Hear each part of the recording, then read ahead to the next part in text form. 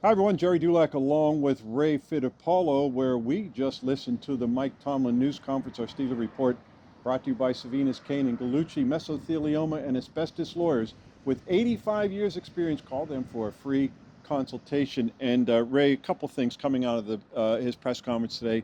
Probably most notably that for the first time this season, he said Russell Wilson will be a full participant in practice on Wednesday. That has not been the case. He's been very limited, and that's even just on Thursday and Friday. Yeah. But he said we'll see where that goes. I don't expect it to mean anything more than he is going to be the number 2 quarterback Right. in Vegas. I expect Justin Fields to remain the starter, as should be the case for right now. Eventually, of course, they will make that move, but at least it's a positive sign for Russell Wilson that he's well enough, and he has been cleared medically now for a couple of weeks, but he's at least well enough that they feel, okay, let's have him go full bore starting on Wednesday. Yeah, and Mike Tomlin made note to say that Russ would be working with the second team, Right. so it would not affect Justin's preparation for the game. So I think that's really all you need to know about the situation. Justin Fields will make his 6th consecutive start, but we are to the point now where Russell Wilson's healthy. If there is an injury in game, he can go right in without any issues. Yeah, and a lot's going to depend on where that opening occurs when they make that move to Russell Wilson. Because Ray, let's face it, at some point they're going to do it. You know, after the game, it struck me when Mike Tomlin said, when you get a team like the Cowboys and a quarterback like Dak Prescott in a tight game, when he has the ball last, there's a good chance you're going to lose. Well, that's the way he feels and what he fears about Dak Prescott. And with all due respect to Justin Fields, you don't hear other NFL coaches say that about Justin Right. Fields, but in 13 years, they've said that about Russell Wilson Yeah. because he's that type of quarterback. And that's why they went out to get him. That's why he's a 9-time Pro Bowler. That's why he's a Super Bowl winner. And so their intention when they got him was for that very reason.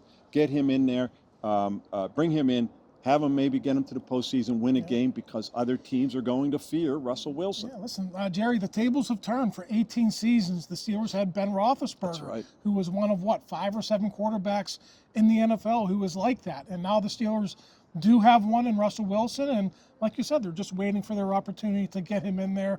I think sometimes people forget. He was the first domino to fall in the quarterback room this offseason.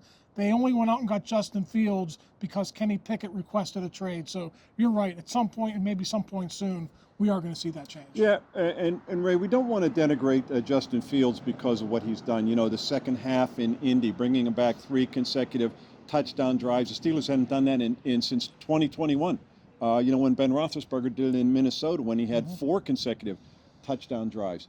And even the other day, he brings him back late in the fourth quarter. The 6-yard shovel pass to Pat Freiermuth gives him the lead with just under 5 minutes to go. It looks like they might win the game. Of course, they didn't. Mike Tomlin pointed up after the game, the explosive plays, the chunk plays were a big difference, or part of a big difference in the game. Cowboys had 5 over 20 yards, 4 longer than 27, 4 of 27 or longer. Steelers had 1. They had 1 20-yard completion. They missed a couple opportunities down the field, as he pointed up to Connor Hayward, another one to Darnell Washington. But what that pointed up is they're not getting their receivers involved. And, of course, we have this whole, I don't want to say mystery, but this whole cloud hovering over why he's using George Pickens less. What's the reasoning? He talked about it again today, but he talks in circles about it because you could tell he doesn't want to say what the reason is. That doesn't surprise me. It's just that there's no more clarity on what's going on with George Pickens. Are we covering the NBA now with this load management stuff? I mean, you hear about LeBron James. This is really one of the first times I've heard Mike Tomlin, at least, maybe other NFL coaches use it, but load management. So, I don't know if it's true, Jerry. Maybe he's trying to cover.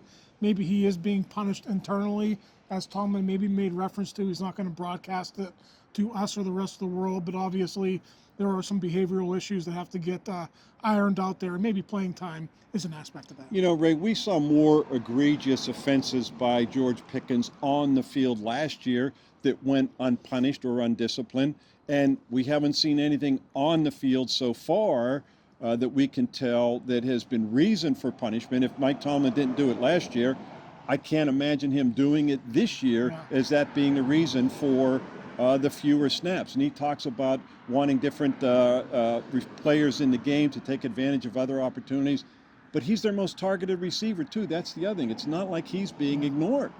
He is being targeted, and unlike last year, maybe where he's complaining he's not getting the ball enough. So a lot of it doesn't make sense, other than why you're taking your top guy out who can make plays. There obviously is something going on. Yeah, and obviously, Jerry, he made mention that somebody asked him about how is George doing as a blocker, and Mike, again, kind of talked in circles. He's on the backside.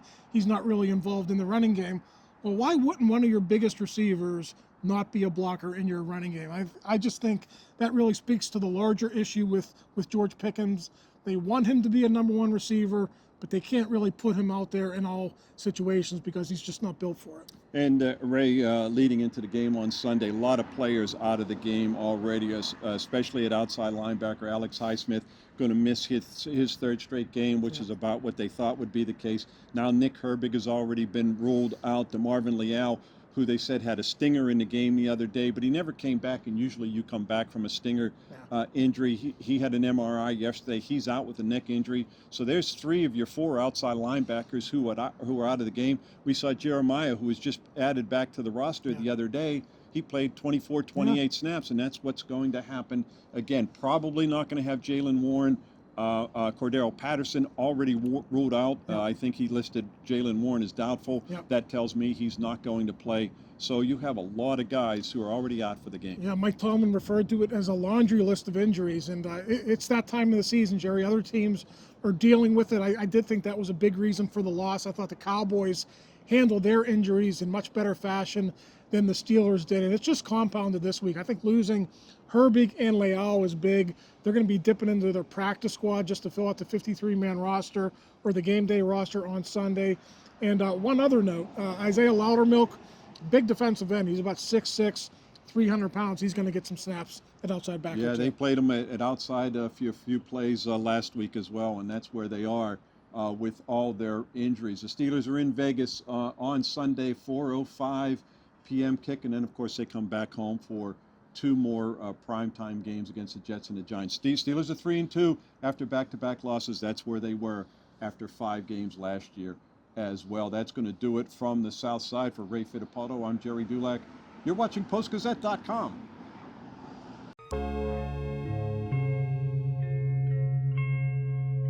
Thank you for checking out this content from Post-Gazette Sports. If you watch this video on YouTube, please like the video and subscribe to our channel. For all of the sports coverage the Post-Gazette has to offer, visit post-gazette.com.